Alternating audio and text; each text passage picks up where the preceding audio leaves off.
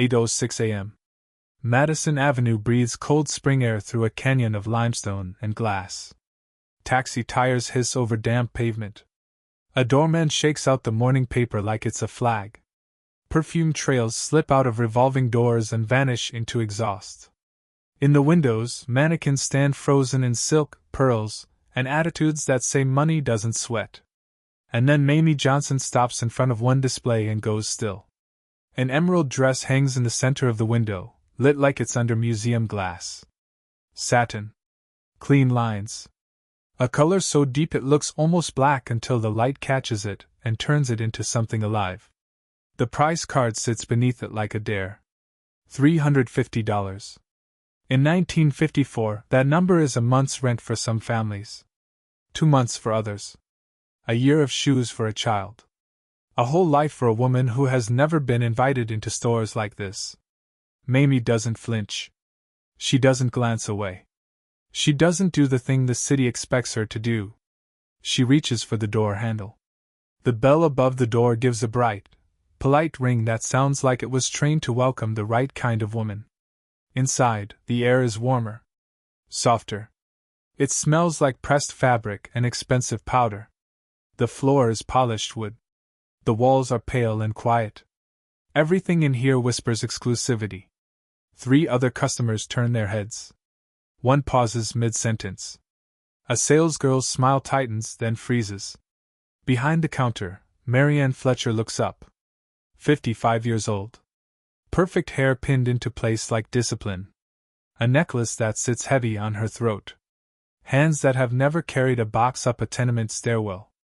Eyes that slide over Mayme the way a woman inspects a stain she hopes won't set. Marianne doesn't greet her with hostility. That would be too obvious. She greets her with cold politeness. The kind that makes you feel like you're already in trouble. Marianne, can I help you? Mayme steps forward with 2 girlfriends beside her, both Harlem women dressed elegantly. Hair done, gloves on. The kind of women who know how to walk through hostile space without showing it cuts. Mayme's voice stays calm. Mayme, I'd like to try the emerald dress in the window. Marianne's eyes flick toward the window, then back to Mayme. Marianne, that dress costs $350. Do you understand the price? There it is. Not a question about size. Not a question about preference. A question about whether Mayme understands her place. Mayme doesn't react. She's practiced at this. Harlem teaches you early. Keep your face still. Keep your dignity intact. Never let them see how badly you want to throw something. Mayme. Yes. I'd still like to try it. Marianne's lips press into a thin line. She leans forward slightly, lowering her voice like she's sharing a secret. Marianne, I don't offer layaway or credit. Cash only. Full price. Mayme opens her purse just enough to let Marianne see she's heard the message. Mayme, I have cash. May I try the dress? A small pause. A calculation. Marianne glances toward the other customers, as if deciding how much of a scene she can risk. Finally, she turns, walks to the back, and returns holding the dress like it's fragile and slightly contaminated. She doesn't hand it to a salesgirl. She carries it herself. Her eyes never leave Mayme's hands. Mayme takes the dress without rushing. Her fingers brush the fabric. Smooth. Cool. It feels like the kind of luxury Harlem rarely gets to touch without paying twice. Once in money. Once in humiliation. Marianne points toward a dressing room with a curt gesture. Marianne, you can change in there. Mayme steps into the dressing room. The curtain closes. The boutique returns to its quiet hum. But the quiet isn't peace. It's surveillance. Marianne stands where she can see the curtain. One of the salesgirls hovers near a rack, pretending to straighten hangers that are already straight. 2 customers whisper behind gloved hands, eyes darting toward the curtain like they're watching a crime unfold. Inside the dressing room, Mayme slips off her coat. Her girlfriends stand close, like bodyguards without weapons. One adjusts the strap of Mayme's slip. Another holds the dress open carefully. Mayme slides into the emerald satin. It fits like it was made for her. The waist settles perfectly. The neckline frames her collarbone. The color lights up her skin. In the mirror, she looks not just beautiful, but certain. Like she belongs anywhere she decides to stand. Her girlfriends inhale sharply. Friend 1. Mayme. Friend 2. You look like a movie star. Mayme doesn't smile big. She smiles small. Controlled. Because she knows the mirror isn't the only thing watching her. She opens the curtain and steps out. For a second, even Marianne Fletcher forgets to breathe. The boutique goes quiet in that special way it does when the room wants to deny what it's seeing. Mayme Johnson in an emerald dress looks like Manhattan's fantasy of elegance. Not Harlem's. Not anyone's charity case. A customer near the hat stares too long, then looks away quickly, embarrassed by her own staring. Mayme turns once, slowly, letting the fabric move. It doesn't cling. It glides. Her girlfriends beam. Friend 1. Buy it. Friend 2. You have to buy it. Mayme looks at Marianne. Mayme. I'll take it. Marianne's mouth twitches. Not a smile. A restraint. Marianne. You're certain? Mayme. Yes. Marianne steps closer, lowering her voice again, like she's about to offer advice. But the advice is poisoned. Marianne. It's $350. I can't take returns from your kind. Mayme stills. Just for a fraction of a second. Her girlfriends stiffen beside her. Mayme's tone stays polite. That's what makes it dangerous. Mayme. My kind? Marianne tilts her head, as if the truth should be obvious. Marianne. Well, you know. Colored women often change their minds once husband sees the price. A few customers glance up. One woman makes an uncomfortable sound, but doesn't intervene. Silence is cheap. Everybody buys it. Mayme's chin lifts. Mayme. My husband wants me to have nice things. She opens her purse and pulls out a thick roll of bills. Not a dramatic flourish. Not a show. Just money. Real money. She counts out $400 cash with steady fingers and holds it out. Mayme. Here's $350 plus tax. Keep the change. The bills look too alive in Mayme's hand. Like they don't belong to the story Marianne Fletcher has written in her head. Marianne takes the money slowly. Her fingers pinch the bills like they might vanish. She counts them one by one. Slowly. Deliberately. The way people count when they suspect a trick, not when they suspect they're wrong. The boutique's quiet turns into tension. Even the salesgirls stop pretending. Marianne finishes counting. Her eyes lift to Mayme's face. For a second, something like shock flashes. Not admiration. Not respect. A kind of fear. Because now Marianne is trapped. The excuse of, "You can't afford it," is dead on the floor. And Marianne Fletcher is the kind of woman who doesn't like being cornered. She sets the money back into Mayme's hand. Marianne. I'm sorry. I can't sell you this dress. The words hit the room like a slap. Mayme blinks once. Mayme. Excuse me? Marianne's voice is smoother now. More official. Like she's reading from a policy manual she just invented. Marianne. I've changed my mind. This dress is for my exclusive clientele. I can't have Harlem women wearing my designs. Bad for business. Mayme's friends step forward at the same time.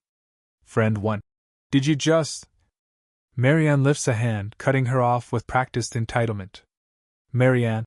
Try the shops in your own neighborhood. 8 customers in the boutique. 8 witnesses. And not one says a word. Mayme stands in the emerald dress, holding her cash, feeling the heat rise in her skin. Not rage. Not yet. Humiliation. Clean and sharp. In the mirror across the room, she sees herself the way the store sees her. Not as a woman with money. Not as a woman with taste. As a trespasser. Mayme doesn't shout. She doesn't cry. She doesn't beg. She doesn't give Marianne the satisfaction of disorder.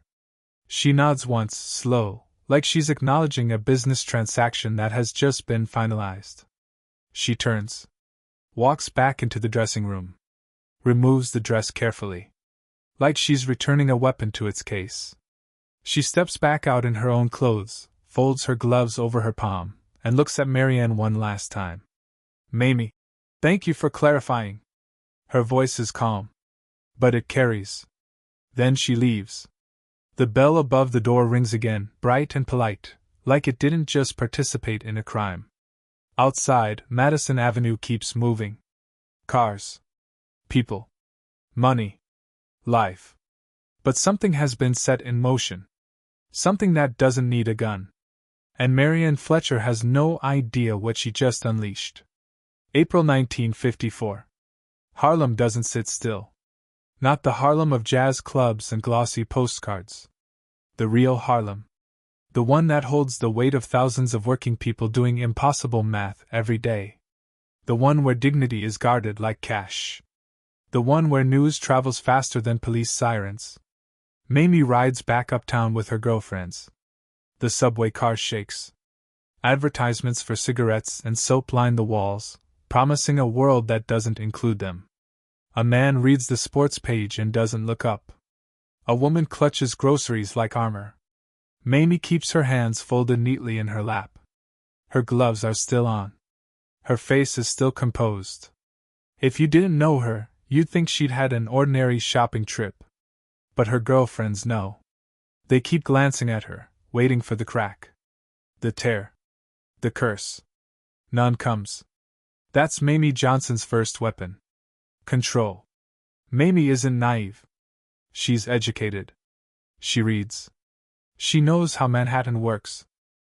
She knows the city smiles at black money when it's quiet and disappears when it's loud. She also knows something else. Her husband is Ellsworth, Bumpy Johnson. And Bumpy Johnson is not a man who tolerates disrespect aimed at his name. Especially not when it passes through his wife's body first. Bumpy and Mayme's marriage is not a fairy tale.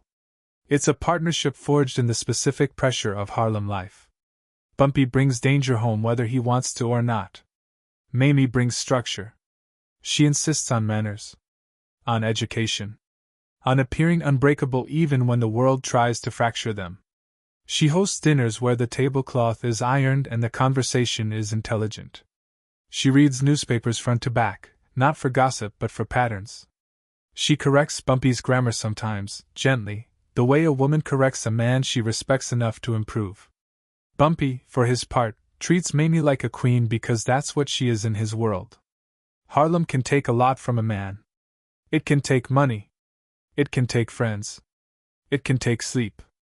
But Mayme is the one thing that makes his life feel like it has purpose beyond survival. That night, Mayme walks into their Harlem home, closes the door, and sets her purse on the table with the same careful motion she used in the boutique. She removes her gloves. Smooths her hair. Takes a breath. Bumpy is in the living room, seated with two associates, men who speak softly and watch everything. The room smells like tobacco and furniture polish. A radio murmurs low, almost like background prayer. Bumpy looks up as Mayme enters. His eyes scan her face, reading. He sees something in her posture and the associates go quiet automatically. They've watched Bumpy long enough to know when his world is shifting. Mayme sits across from him. Bumpy, how was your day? Mayme doesn't dramatize. She doesn't embellish. That would make it about emotion. Mayme makes it about facts. Facts are harder to dismiss. Mayme, I went to Madison Avenue. Marianne's boutique. I saw a dress I wanted. Bumpy's gaze narrows slightly. Not angry yet. Focused. Mayme, the owner refused to sell it to me. Bumpy's jaw tightens once. A small movement. But in a man like Bumpy, small movements are earthquakes. Bumpy, she had your money? Mayme, I offered cash. Full price. Bumpy, and she said what exactly? Mayme repeats it. Word for word. The way Marianne questioned the price. The way she watched her. The phrase, "You're kind." The line that landed like a knife. And finally the sentence that mattered most. Try the shops in your own neighborhood. When Mayme says, Harlem women, Bumpy's eyes darken. When she says, your own neighborhood, his gaze goes somewhere else entirely. Somewhere cold. Somewhere quiet. He doesn't speak. He just sits. 1 minute. 2. 5. The associates don't move. They don't cough. They don't even shift their weight. They've seen Bumpy angry. Loud anger is messy. Loud anger invites mistakes. This is different. This is the kind of quiet that comes before a man decides what the world is going to learn. At about 10 minutes, Bumpy finally stands. He walks to the phone. Picks up the receiver. He makes 6 calls. Each one under 2 minutes. He doesn't explain. He doesn't negotiate. He doesn't beg. He speaks in the calm tone of a man placing orders that will be obeyed because he has spent years making sure they will be. When he hangs up the last call, Mayme looks at him, her eyes searching his face. Mayme. Bumpy. He turns toward her. The anger is still there, but he keeps it inside his bones. Bumpy. You'll have your dress. He pauses. A small pause. A promise forming. Bumpy. And more. Mayme doesn't ask what more means. She already knows. In Harlem, more can be a gift. It can be a lesson. It can be a warning that travels through the city like smoke. The next morning, the quiet war begins. It doesn't start with guns. It starts with information. Bumpy's investigation team moves like accountants with street sense. They pull deeds. They pull corporate filings. They pull gossip from doormen and secretaries and bartenders who've heard the Fletchers' names spoken with admiration and resentment. Marianne Fletcher isn't just a boutique owner. She's a node in a network. 47 businesses across Manhattan. Dress shops. Restaurants. Real estate holdings. Small luxury empires stacked on each other like fragile glass. Her husband, Richard Fletcher, is the engine. A wealthy investor. Sits on 12 corporate boards. The kind of man who shakes hands in conference rooms and never gets his own hands dirty. Old money. Manhattan royalty in their own minds. The kind of family that thinks the city belongs to them because their ancestors signed the right papers at the right time. And the part they've hidden behind their polished reputation is the part Bumpy cares about most. Their empire is over-leveraged. Loans stacked on loans. Mortgages against properties that only hold value if the cash keeps flowing. Business credit built on confidence, not cash reserves. Fragile. One interruption could crack it. A coordinated interruption could shatter it. Bumpy doesn't plan a riot. He plans a squeeze. Harlem has always understood pressure. That's what tenement walls do. That's what low wages do. That's what police batons do. Now Bumpy will return the favor, using the only thing America respects more than whiteness. Economics. Day 1. Bumpy contacts every black church leader he can reach in New York City. 24 churches. Pastors who have buried boys for being black in the wrong place. Pastors who have watched women get called girl at age 40. Pastors who have begged landlords for heat. Bumpy doesn't threaten them. He doesn't have to. He speaks to them like a man who understands the language of dignity. Boycott these addresses, he tells them. Quiet. No speeches. No signs. Just absence. He provides a list. 47 businesses. Names. Locations. The boutique on Madison. The restaurants in Midtown. The shops downtown. The rentals. Spread it to every black worker, he says. Every maid. Every driver. Every porter. Every cook. Every woman who spends her last dollars in places that don't respect her. The pastors listen. Some hesitate. Not because they disagree. Because they know what retaliation looks like. Bumpy's voice stays steady. This isn't violence, he tells them. This is choice. Day 2. The word moves. Not like a headline. Like a whisper. In beauty shops. In laundromats. On stoops. In subway stations. In back kitchens where women scrub dishes for rich families who will never learn their names. 30,000 black New Yorkers begin a quiet boycott. No marching. No chanting. Just doors that don't open. Cash that doesn't get spent. Tips that don't get left. A woman who used to buy sandwiches from a Fletcher-owned cafe takes her lunch from home instead. A driver who used to pick up pastries for his employer finds a different bakery. A maid who used to save up for a scarf from one of Marianne's shops keeps her money in her purse like a clenched fist. The city doesn't notice immediately. That's the trick. The boycott isn't loud enough for white newspapers. But it's large enough to be felt. Day 3. Marianne Fletcher stands behind her boutique counter and watches the day unfold wrong. The bell rings less. The floor feels emptier. The air feels stagnant. By noon, sales are down 40%. Not just her boutique. Another shop downtown. A restaurant in Midtown.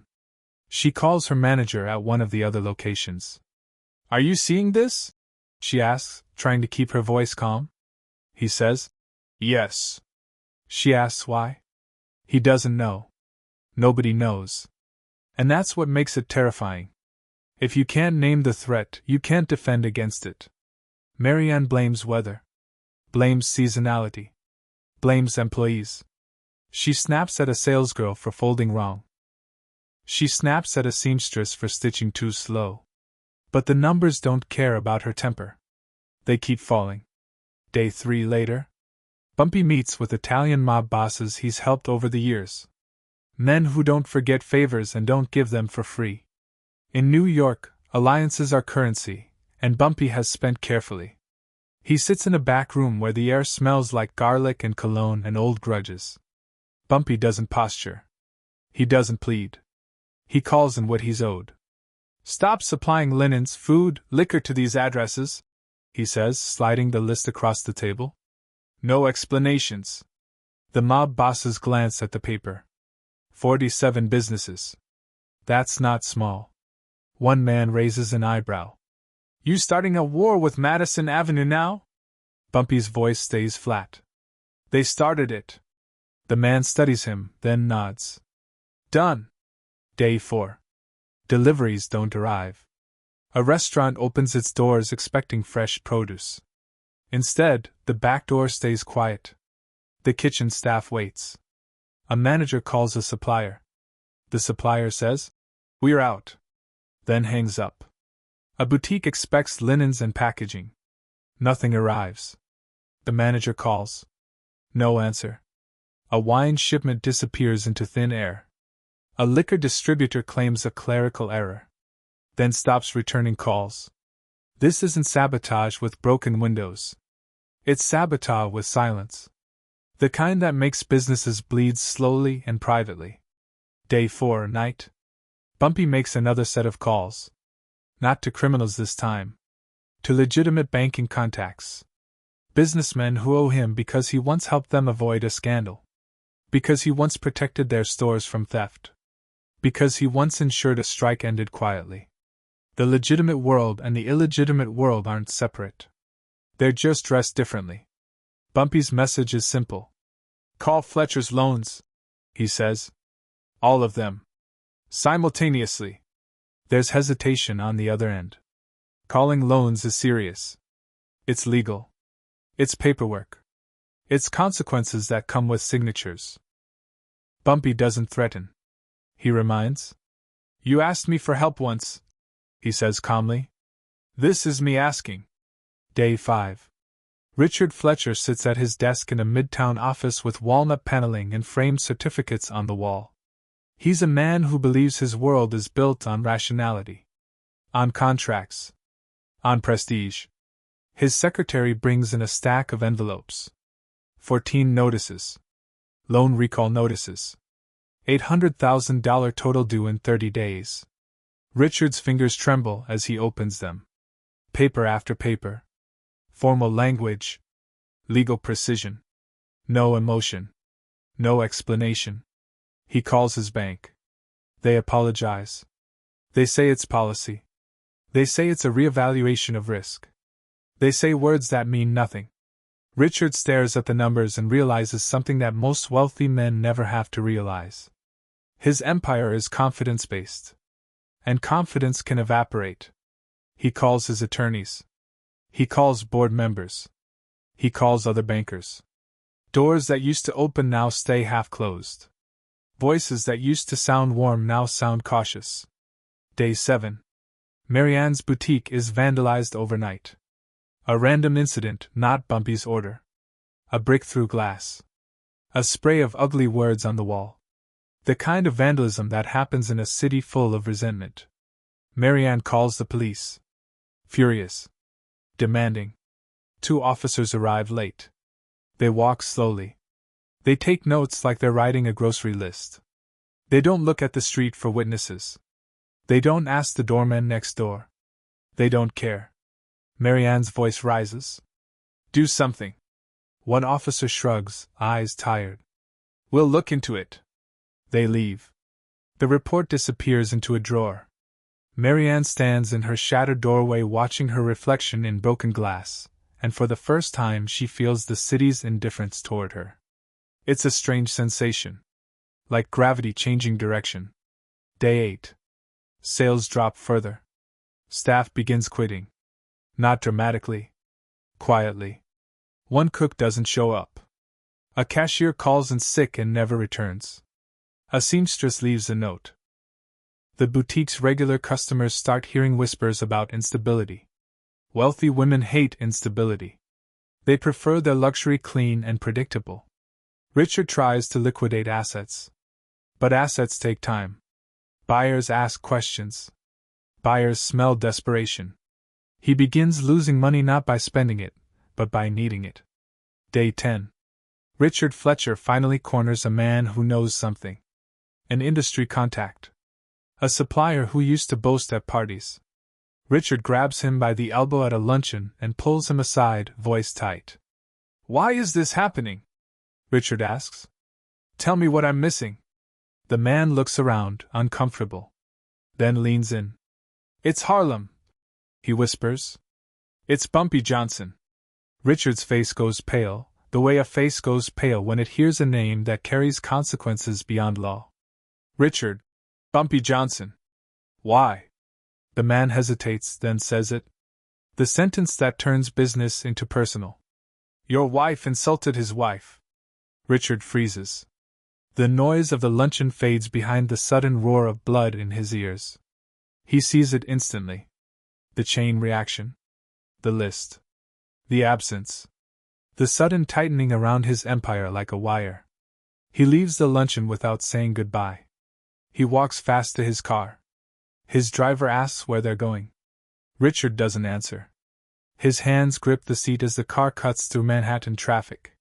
He reaches home, storms inside, and finds Marianne in the sitting room, directing a maid about flowers as if flowers can hold back collapse. Richard's voice explodes. You insulted who? He shouts. Marianne flinches, then straightens, offended by the volume more than the accusation. Marianne. Some Harlem woman. I didn't know. Richard's face contorts.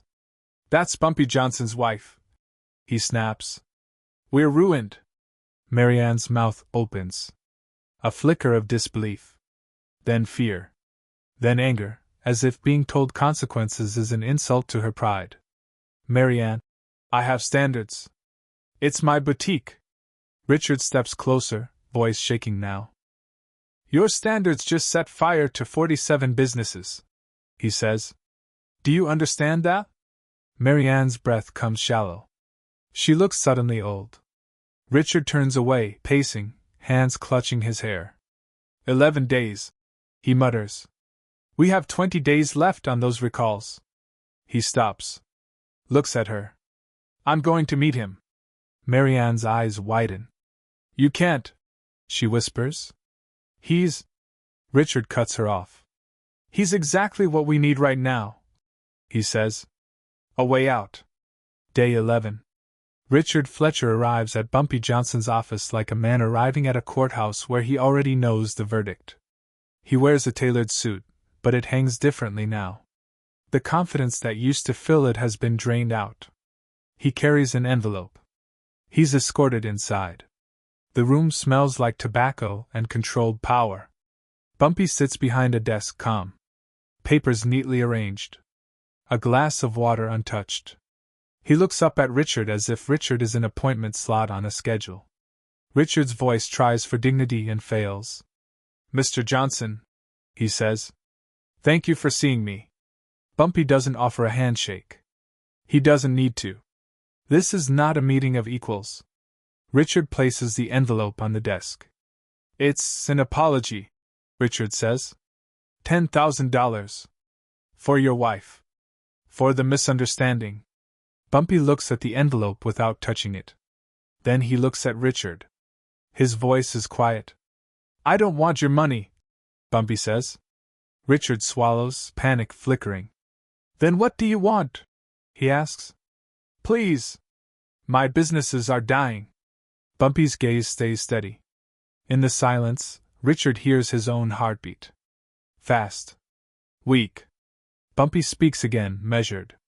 "I want 3 things." Richard nods too quickly. "Anything. Anything." Bumpy lifts one finger. "First," he says, "your wife personally delivers the emerald dress to Mayme. And she brings a written apology. She reads it out loud." Richard's face tightens. "That's humiliation? Public? Personal?" He nods anyway. "Yes." Bumpy lifts a second finger. "Second, all 47 Fletcher businesses hire a minimum of 30% black staff. Equal wages. No backdoor work. Real positions." Richard blinks. That's not just money. That's restructuring. That's a social shift he's never had to consider. But he nods again. "Yes." Bumpy lifts a third finger. "Third, one boutique is transferred to a black woman owner. Someone I choose." Richard's breath catches. Giving away a boutique means admitting something in a city that runs on pride. He hesitates. Bumpy doesn't move. He doesn't threaten. He just waits. Richard feels the wire tightening again. The recalls. The missing deliveries. The empty registers. The silence that has become a weapon. Richard nods. "Yes," he says. "Immediately." Bumpy finally reaches for the envelope and slides it back toward Richard without opening it. "Keep it," Bumpy says. "You're going to need every dollar you have. This isn't about payment." Richard's voice is thin. "Then what is it about?" Bumpy's eyes harden slightly. "Not cruel. Definitive. It's about respect," Bumpy says. "Respect costs nothing. Disrespect costs everything." Richard nods, almost trembling. The meeting ends without ceremony. Richard stands, turns, and leaves with the posture of a man who has just agreed to terms with a force he can't sue, can't bribe, can't shame. Day 12. Marianne Fletcher arrives in Harlem. She steps out of a car as if the street might reach up and grab her ankles. She holds a garment box in both hands, gripping it too tightly. Her knuckles are pale. Her eyes scan the block like she expects violence to leap from a doorway. The neighborhood watches. Kids pause in their play. Women on stoops go quiet. Men in hats glance over, then back, pretending not to see. Marianne walks up the steps to Bumpy Johnson's home and stands before the door. For the first time in her life, she's entering a space where her money doesn't grant automatic authority. The door opens. Mayme stands there, composed. Hair perfect. Dress simple but elegant. Gloves on. Her posture straight. Marianne's throat works. She steps forward, holding the box out like an offering to a god she doesn't believe in. "Marianne." "Mrs. Johnson." Mayme doesn't move aside yet. She lets Marianne stand in the doorway, feeling the weight of being evaluated. "Mayme." "Yes." Marianne swallows and opens the garment box. The emerald dress sits inside, folded carefully, pristine. She then pulls out a piece of paper. Her hands shake as she unfolds it.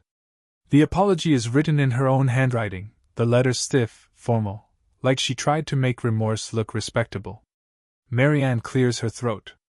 Her voice comes out thinner than she expects. Marianne, I was wrong. Prejudiced. And cruel. I'm deeply sorry for my words and my actions. I humiliated you, and I dishonored myself. She pauses, eyes flicking upward. She forces herself to continue. Marianne, I understand now that your dignity is not something I can grant or deny. I ask your forgiveness. The block is quiet. The air holds the words like smoke. Mayme listens without interrupting. When Marianne finishes, Mayme takes the dress box gently. Not triumphantly. Gently. Like she's accepting a delivery, not a surrender. Mayme looks Marianne in the eyes. Mayme, I hope you learn that respect costs nothing. She lets the sentence land. Then she adds, voice still calm. Mayme, but disrespect can cost everything. Marianne's face flushes. She nods quickly, eyes wet but not with empathy. With shame. She turns and walks back down the steps, moving fast, as if staying longer might make her dissolve. She leaves Harlem and never fully recovers socially from that humiliation. In her world, shame is contagious. It lingers. It stains invitations. It whispers at cocktail parties. It turns friends into acquaintances. Meanwhile, the compliance begins. The Fletcher businesses start hiring black staff. Not as tokenism. Not as invisible labor. Real positions. Equal wages. Managers grumble. Some quit. Some adapt. The city watches quietly, confused about why a family like the Fletchers would suddenly change policy, without a public scandal. But Harlem knows. Harlem always knows. One boutique is transferred to a black woman named Sarah Williams. Sarah is a seamstress with hands that move like music. She's spent years doing alterations for wealthy women who never learn her name, fixing their gowns in back rooms, making their lives look flawless while hers stays unseen. Now Sarah's name goes on the lease. She walks into the boutique on the first day as the owner and runs her fingers along the racks like she's touching proof that reality can shift. She doesn't change everything at once. She keeps the quality. Keeps the craftsmanship. But she changes the feeling. She treats customers like humans. She hires girls from Harlem who have talent but no doors. She brings in designs that speak to women who have been told for generations that beauty belongs to someone else. Within 2 years, Sarah's boutique becomes the most successful of the former Fletcher businesses. Not out of pity. Out of excellence. The emerald dress returns to the story the way it was always meant to. At a Harlem gala months later, Mayme wears it. Under warm lights, the satin glows like a jewel. The color draws every eye. Not because it's expensive, but because it carries a history now. A story sewn into the seams. Bumpy stands beside her in a dark suit, watching the room react. Men nod respectfully. Women smile. Conversations pause as Mayme passes. The dress doesn't just fit her body. It fits the moment. Bumpy leans close, voice low, almost tender. Bumpy, you wear it better than any Manhattan woman could. Mayme glances at him, amused. Mayme, it's just a dress. Bumpy's eyes stay on her, pride sharpened by something darker. Bumpy. No, he says. It's a statement. Mayme's gaze moves across the room. Harlem dressed in its best. People who work too hard for too little. Still showing up with dignity polished like shoes. Mayme. A statement about what? Bumpy's jaw tightens slightly, the same way it did when she told him Marianne's words. Bumpy. That no one disrespects my wife. The theme is simple, and that's why it cuts. Economic power can be more devastating than violence. A gun ends one life. A boycott can end an empire. A lone recall can erase a family's illusion of invincibility. Silence can be louder than bullets. And the twist, the part that history would recognize later, is this. 30,000 people chose absence. They didn't throw rocks. They didn't burn buildings. They didn't beg for permission. They simply withdrew their labor, their money, their participation. And that quiet tactic becomes a blueprint. A rehearsal. A proof of concept for future civil rights economic protests that would shake the country not with explosions, but with empty cash registers and unanswered delivery doors. Was Bumpy's response justice? Or was it coercion dressed as morality? Was it protection? Or possession? Because there's another question sitting beneath the emerald satin like a hidden stitch. If Marianne Fletcher had insulted a woman with no powerful husband, would anything have happened at all?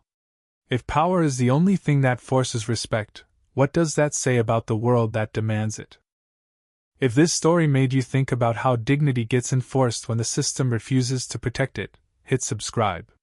We're not glorifying crime. We're exploring the uncomfortable truth of what people build when the law is selective and respect is rationed. Tell me in the comments. Was this justice or revenge? And if someone humiliated your family in public, would you want an apology? Or would you want consequences? Turn on notifications for more stories like this, the ones that sit in the gray space between right and wrong, where history doesn't offer clean answers. And tonight, remember Mayme Johnson, a woman who walked into a store that didn't want her, kept her face still, and let the city learn a lesson the hard way. Respect costs nothing. But disrespect can close 47 doors. Somewhere in Manhattan, a boutique window still glows under perfect light. And somewhere in Harlem, an emerald dress still moves through a room like a warning.